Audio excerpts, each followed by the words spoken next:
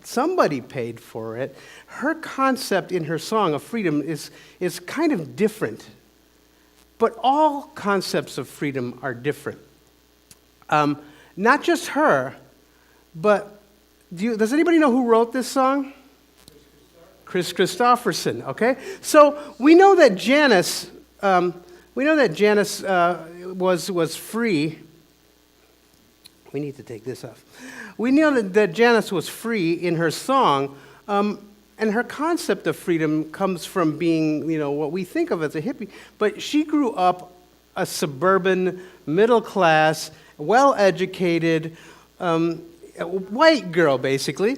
And so her idea of just sticking her thumb out and getting a ride is her perception of freedom. I guarantee you that if I go out on the highway and stick my thumb out, I will not get picked up unless that car has revolving lights on top and they're flashing. So freedom is a different thing for everybody. The guy who wrote this, Chris Christopherson, all right, who we also might think of as a freewheeling, free sort of a guy, again, very wealthy, Princeton educated, Cambridge Rhodes Scholar, football player, star football quarterback, and rock star, okay? So let's say he had a charmed life, but he wrote this song, and his concept of freedom is, again, it's going to be different than other people, all right? Certainly, as we looked at the previous picture, we saw Moses and the Israelites, and there again, when we say freedom in relationship to slavery, we have a different picture, okay? I'm free on the road, or I'm free from slavery. There's a whole bunch of different things. And so part of it is that words are important. And so I don't typically write sermons. What I typically do is I have a goal, okay? So my goal today is to get you to this place in meditation where we're not thinking about what I say freedom is, we're thinking about what you say freedom is. And in the middle, I make up a bunch of stuff that may make your brain think differently about freedom. For instance, when I think about freedom as that Dutch guy we were talking about, all right? My family immigrated here right before I was born. My mom was pregnant. That's why I have dual citizenship. From the Netherlands as a refugee under the Walters Act. Now, I don't know if many of you know what the Walters Act is, but it was a quota system that brought certain numbers of people here. And back then, there was a refugee problem in the Netherlands, a very small country, and there was way, way too many Indonesians there after the war. And so they decided that they would bring 50,000 of them right here to West Michigan. All right, so between 1958 and 1962, 50,000 refugees from Indonesia that were ghettoized living in the Netherlands were supposed to be allowed to come here. Okay, well, that didn't actually happen. What actually happened was about 20,000 Dutch people said that they were colonials, and they came over here instead with false papers. So the first undocumented illegal aliens that we had here in Michigan were Dutch people. And so we came over with that wave, and some of us passed, some of us didn't. And the Indonesians that were here all were part of the revolution in Indonesia and were kicked out. They were exiled, okay? So that's one of my definitions for freedom, is that for most of my family, at least of their generation, their idea of freedom would be to go back to their homeland, would be able to go back. So their Israel or their Canaan or their Jordan would have been to go back. That's freedom to them. But I also think that their freedom in my family is different. We're ethnically Chinese, at least on my dad's side, most of us. And we're also ethnically Mandarin, which is like Uber Chinese, it's like Chinese plus or exponential Chinese. And they think of themselves that way too. My dad would never cop to being Chinese. He thinks of himself as what we call totot, which means the highest level of Chinese you can possibly be. He looks down on other Chinese people. He's so prejudiced. And so the thing is, though, is that my grandmother, when you ask her about freedom, her life was begun before she was even conceived of or born, because way before she was even born, she was sold to a man who was one of the richest men in Indonesia. And it was a political alliance between two families, one from the east side of Indonesia and one from the west side, and they both controlled the tongs, which is basically the mafia of the sea, and they created this alliance by selling the firstborn daughter, which was my grandmother. And so she was sold, and then she was born, and then when she was 14, she was supposed to become the wife of my grandfather, who was 40 years older than her. And she wasn't down with that. And my grandmother was a problem child, as far as her family was concerned, in the Chinese sense at that time. She refused to marry him. It took 5 years for them to get married, and it was because each time they tried to create something, she ran away or she rebelled, and finally she gave in because by the time she was 19, she had been captured over 8 times from running away from getting married. And so when your prospective husband and your father are the head of the tongs, there's nowhere in Indonesia at that time that you could run to. And so basically they would just capture her wherever she was, because the tongs at that time were the military of the Dutch colonies in Indonesia. So there was Chinese and Dutch were the two highest castes you could belong to, and then you would go out. So my grandmother's idea of freedom is based upon being most people would say like a promised bride, but that's slavery, essentially. And so my grandmother had a problem in that when she was born, she would have dreams. And even when she was young, she would say strange things, and things would come true. And so her family thought she was demon-possessed, and most of them were either Dutch Reformed or Taoists or Confucianists. And so she had been exorcised many, many, many times before she was a teenager. Her idea of freedom then became, in her words, she was a slave. And so she was bought and paid for. She had no choice about her life. And so she knew that her job was to bear a son. And so you have to understand, first of all, that my grandfather, who she married, was called the Jauw Tang. Jauw Tang is the title of the Dragon Emperor of China. And so hundreds and hundreds of years ago, the Dragon Emperor of China took his firstborn son, and instead of making him the second Dragon Emperor of China, he put him in Indonesia and put the second son in place. All right? And so that was just like a horrible, horrible thing. And my family, for hundreds of years, refused to believe that they were not the Emperor of China. My brother, who is the oldest of the oldest, still believes he's the Emperor of China. I'm not kidding. And the idea, though, for my grandmother was that didn't mean anything to her except that she was a slave. After she had borne a daughter and 2 sons, she escaped again, and she this time escaped clear to, and by escape I mean she had money. She escaped clear over to the east side of Indonesia, to a place where the Sunda Straits are over there, and she escaped to where the Boogie's Pirates are. Anybody ever hear of the Boogie's Pirates? So if you've ever heard of the Boogeymen are the Boogie's Pirates. They're the most feared pirates on the ocean.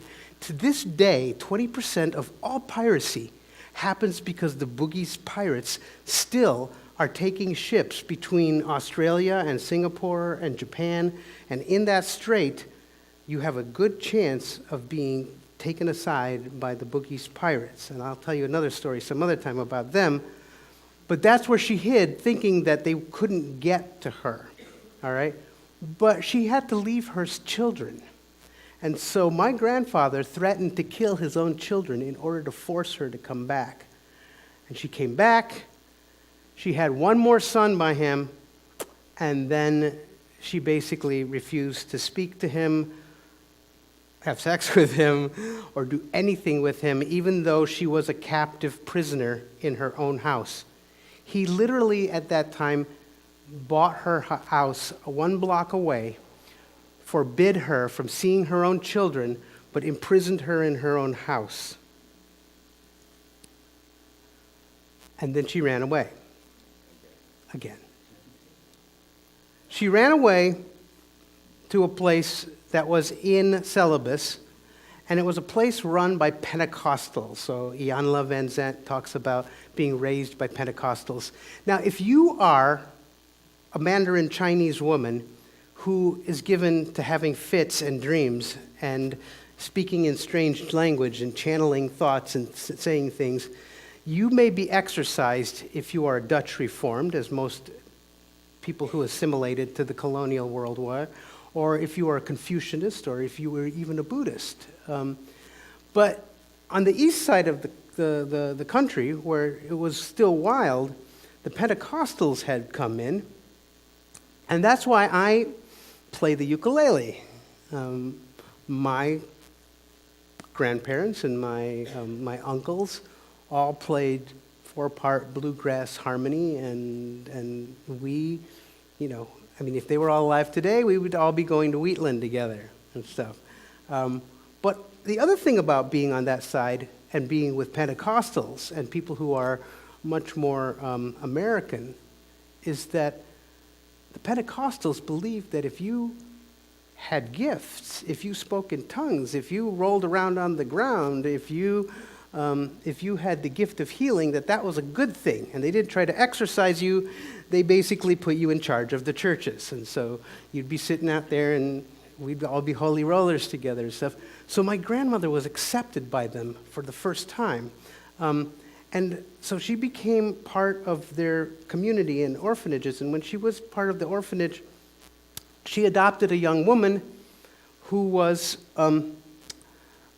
also a slave.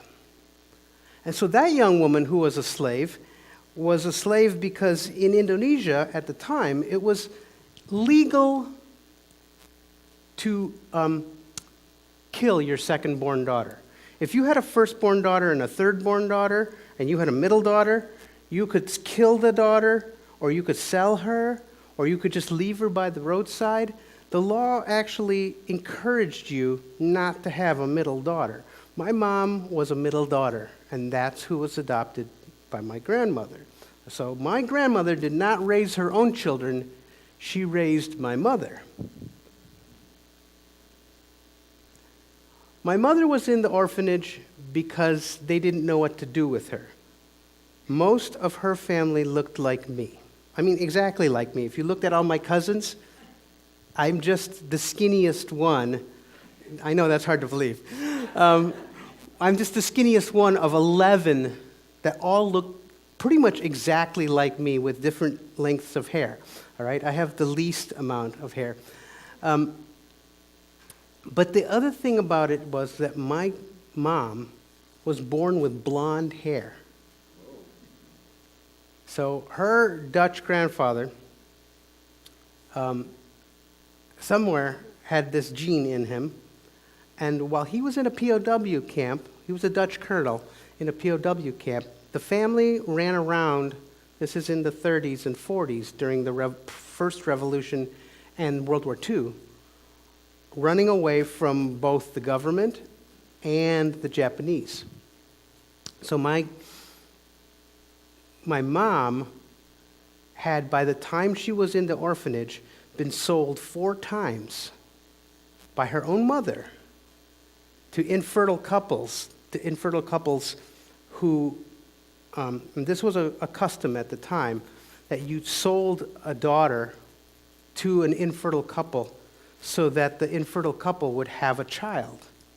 And they would have a child essentially because their belief was that the man was impotent because he had not the ability to rape children. So my mom was sold so that he would have someone to rape. 3 times in her life. 4th time she was sold to a relative, and the relative bought her and planted her in the orphanage so that she would have an escape. And then she was raised by my father's mother.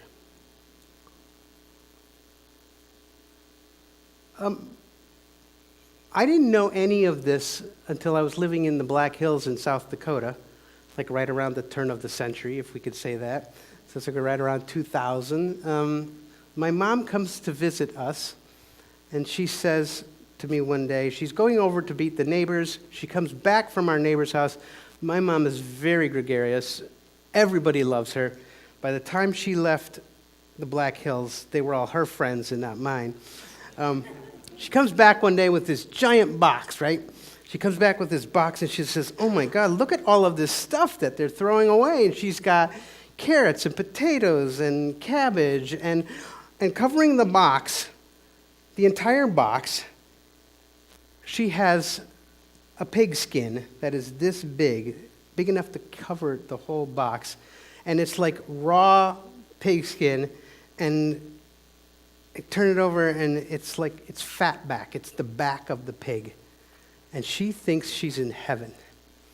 And she's like, "Okay, well, let's help me clean this up." And we're cleaning these horribly dirty vegetables and this pig skin. And she looks over at me as she's peeling. And my mom's a great cook. And she's like, "I haven't made this dish since the concentration camp." And I looked at her, and she's like, "Oh, not the Japanese one. I was too young to remember that one. This is the Dutch concentration camp when they held us right after the war." And then she wouldn't talk about it. So it took me about 2 months to find out that they had repatriation camps, which were concentration camps, where if you were being kicked out by the Indonesians, you had to prove your Dutchness in order to go up to the Netherlands. And the way that they did it was that they had these trucks that came down from Malaysia, went across on barges, and they went through the jungle to these camps on the outside of Indonesia, and you were only allowed to eat Dutch food, right? So if you ate Indonesian food, you were obviously not Indonesian. You had to prove your Dutchness by eating cabbage, kale, carrots, potatoes, and pork, okay? That's really important because only Dutch people would eat pork. If you were Hindu or Muslim or any number of other things, pork was forbidden, so they would put a live pig on every single truck.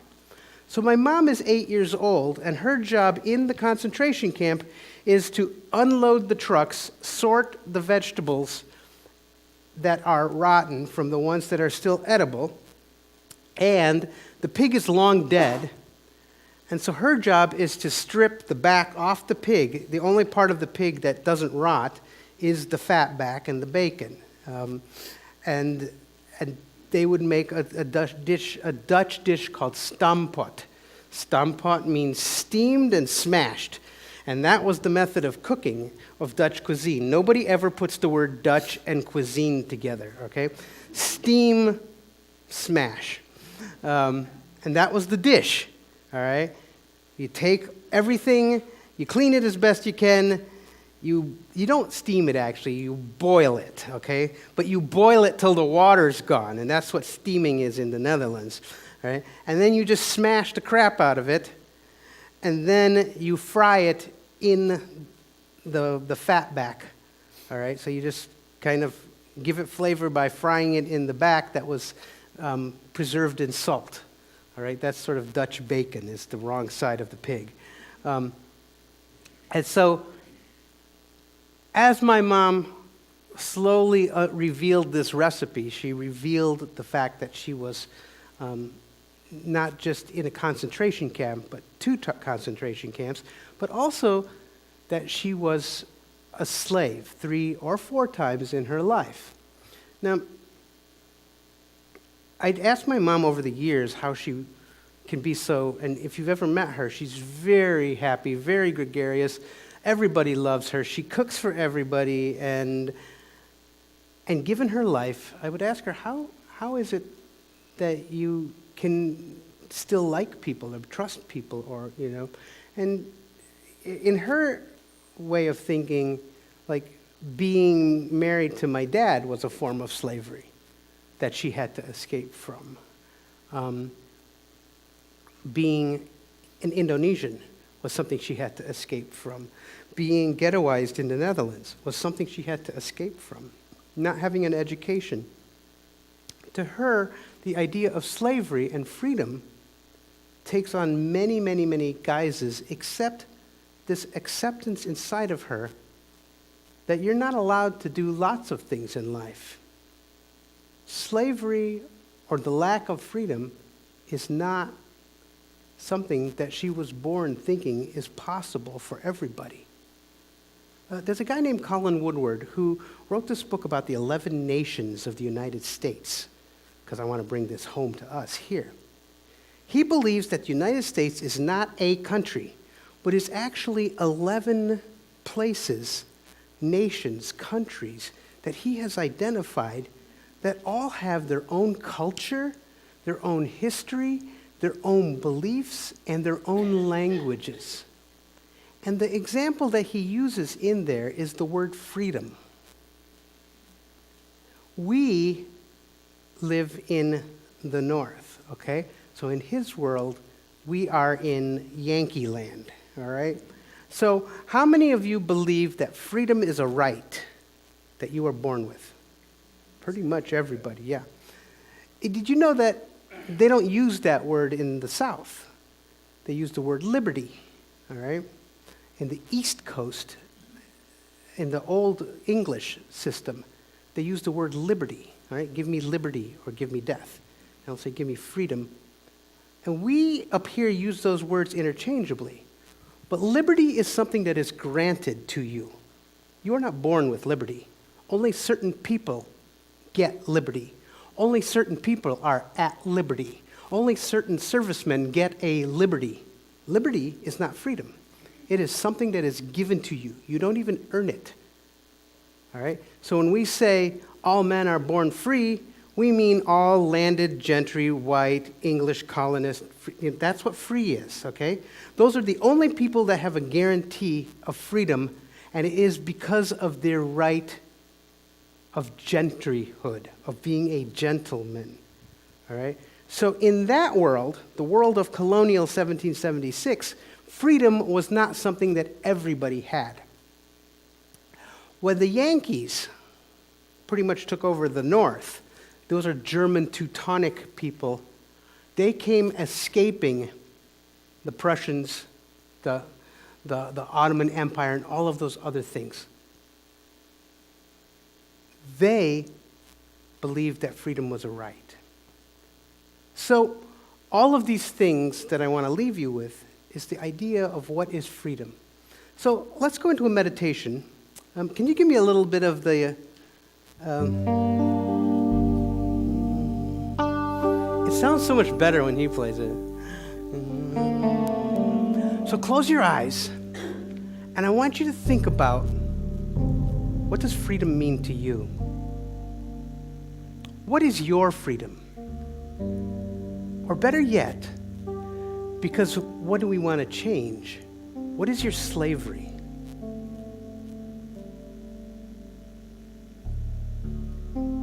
I gave you about 10, 15 examples of it, but some of us, like, have money, so we're not really worried about the freedom of what to have or get or what we own.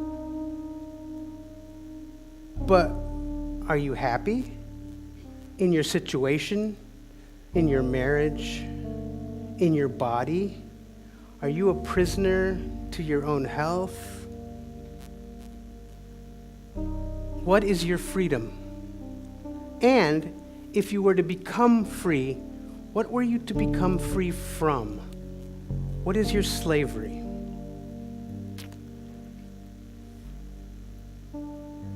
My wife and I are part of an organization we created called the Blue Bead. And we talk about slavery, as you've heard me talk about, like Harriet Tubman and Elijah McCoy, and Middle Passage slavery. But what we really talk about is the idea that, over that 500-year period that we think of as the slavery period, there was over 35 million slaves who were bought and sold. Today, over 50 million people have been bought and sold. There are more slaves alive in this moment than in the entire 500-year period. Think about that. Think about that in terms of your own slavery. Think about that in terms of your own freedom. Think about how 20% of what you own was made by people who were not paid and didn't have the right to refuse to make what you own today. Freedom is not free. We know that for sure. I think we could probably all agree on that. But take a moment, because surely you have the right to be free from whatever form of slavery you have. And if that right is yours, and you can hop off the bus, Gus, make a little plan stand, no need to be coy, Roy, just listen to me. There's this idea that in a just world, or an equitable world, you would also grant that right to others, or believe that others have that right as well. And so, how is it that you're going to move this forward? How is it that you're going to pay your own freedom forward, as well as learn to be free? Because as you struggle with your own freedom, you will not do it by yourself. Other people will help you. Other people have helped you. What you have is because other people gave to you. And so I want you to think about responsibility as well as rights. What is freedom, and how can you, in what you do have, give to others so that they may be free, so that they may be able to give to you in the way you need your freedom? Because it's this movement of this responsibility and the right that I want you to think about, feel about. And so, if Charles is still here, where did he go? Oh, there you are, right in front of me. If you want to come up and continue to think about this, we're going to pass the hat around. We're going to do an offertory. And I want you to do it out of a sense of gratitude. Also, what is the cost of your freedom? How are you going to help support other people's freedom? And how have other people helped give you the freedom that you have? Because this one word means so much to so many. And so I would like to leave today with the idea that in order for all of us to be free, we have to be free. What do you got to do to free yourself? And what are you going to do to make sure that everybody else gets free? Because nobody's free till everybody's free. And I'd like you to just move into your offertory period with that feeling and thought in mind. And, well, we can probably just hum. If you want to give us some more Israelite music. Charles? And as you give your offering today in recognition of your automatic deposit, let us bless the offerings together. Divine love flowing through me blesses and multiplies all that I have, all that I give, and all that I receive. And if you get lucky enough, you'll go deep enough and you'll become invisible and Ted won't see you.